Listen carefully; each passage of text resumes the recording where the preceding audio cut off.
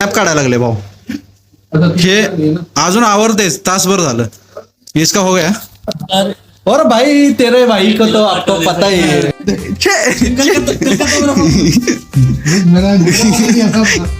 इथे झालता विषय असा, सगळेजण ट्राय करत होते पण रूम काय लॉक व्हायचं नाव घेत नव्हते. फायनली लॉक करून आपण निघालो जेवण करायला. गुगलला सर्च करून टॉप रेटेड हॉटेल बघू म्हटलं कोणतं आहे. तिथे आपण आलो मच्छी खायला. भाई मासं खाण्यासाठी कोकणला आलो. बेकार बेकार म्हणजे बेकार जेवण. सकाळ सकाळी उठले ते ना आवराय सोडून गाणी ऐकत बसले. ते पण बघत बसले. ऑपरेटर आहेत आमचे गाणं लावायला.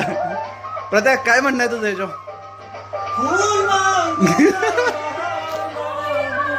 आता मला गाडी पुसायला लावून हे चेकआउट करायला गेलेत. ह्यांना हिवाळ्यात झाडाला आंबे पाहिजे. काय बोलायचं, जसा व्ह्यू दिसेल तसा थांबायचा. हा आमचा आजचा प्लॅन होता. आता प्रत्येकच्या अंगात स्वप्नील जोशी घुसल्यावर कशी त्याची हालत होते बघा तुम्ही.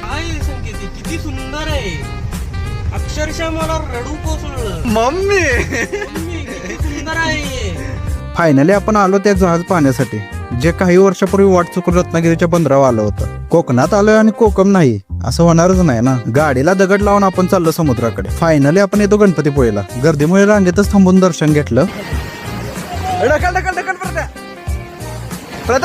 हे असं का करते ते बघायचं असलं का नेक्स्ट पार्ट बघावं लागणार. त्यामुळे फॉलो करायला विसरू नका.